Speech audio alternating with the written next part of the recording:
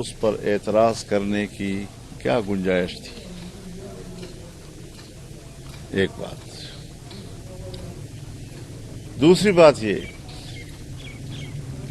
کہ یہ سب کچھ جو ہو رہا تھا، کیا ریاستی ادارے اس میں انگیج نہیں تھے؟ کیا وہ پل پل کی صورتحال میں اپنا ان پٹ نہیں دے رہے تھے؟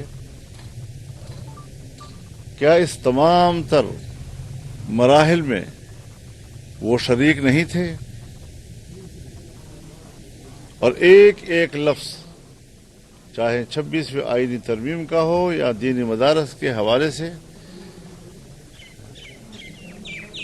اس بل کا ہو، کہ سوسائٹی ایکٹ کے تحت، یعنی سن 1860 کی سوسائٹی ایکٹ کے تحت اس میں ترمیم کی گئی اور ترمیم کے ساتھ اس کو ہم نے قبول کیا اور وہ پاس ہو گیا۔ اب جن لوگوں نے ہمارے ہی ان علماء کرام کو یا ہماری وہ مدارس کی تنظیمیں جو وزارت تعلیم کے ڈائریکٹریٹ جنرل سے وابستہ رجسٹریشن کر رہے ہیں یا کر چکے ہیں، اس کا سارا نزلہ ہم پر کیوں گر رہا ہے؟ وفاق المدارس اور اتحاد تنظیمات مدارس دینیہ کے ساتھ تنازع کیوں اٹھا رہے ہیں؟ ہمارا تو ان سے جھگڑا ہی نہیں ہے، اور جنہوں نے ڈرافٹ تیار کیا ان کے کہنے پر آ کر وہ شور و غوغا کر رہے ہیں اور وزارت تعلیم سے وابستہ ہو جائیں یا سوسائٹی ایکٹ سے وابستہ ہو جائیں۔ یہ نیا سوال اٹھا لیا انہوں نے۔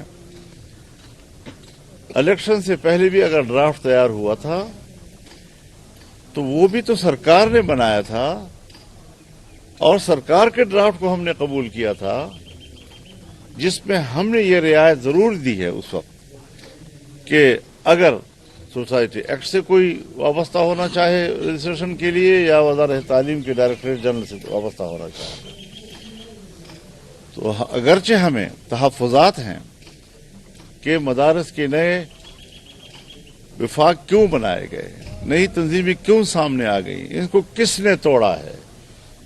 کیا مدارس کی ان تنظیموں کو تقسیم کرنے میں اداروں کا ہاتھ نہیں تھا؟